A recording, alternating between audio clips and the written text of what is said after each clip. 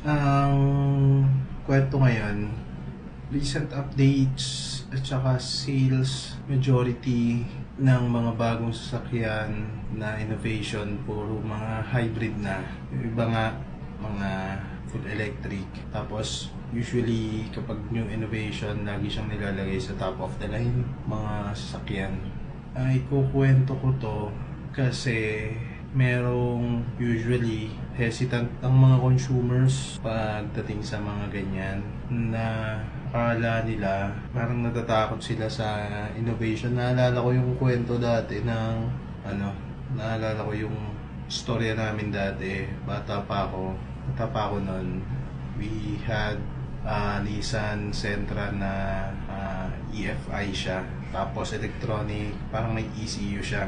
Ang nung mga panahon na yon, kapag may computer box yung sasakyan, tapos hindi malaman ng mekaniko yung yung sira, laging isi, computer box yan, ganun lagi. Eh di ito kwento nun, bata pa ako, nakikipag-transact ay father ko, tsaka yung tiyuhin ko na driver na matagal na rin driver, at saka yung mekaniko.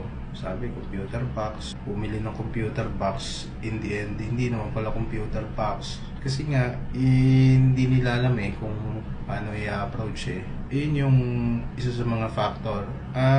And nung story na yon, dinala namin sa Nissan dealer. Pumunta na technician si Nissan. And on the spot, hindi pa nadadala sa kasa. Idala silang part na tingin nila yun yung sira, gumana yung sasakyan.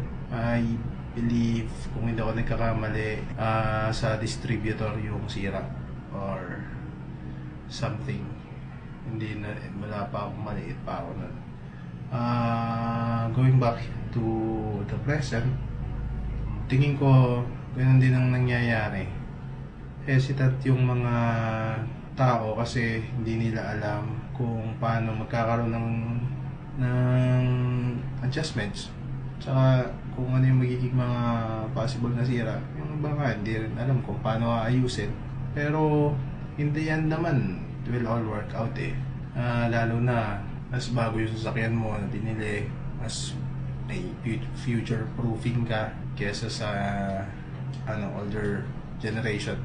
Ang kwento dito kasi kung bakit nandito na tayo sa hybrid instead sa mga conventional na gasoline engines, kasi yung imagine, mas maliit na motor na siya, na engine, mas maliit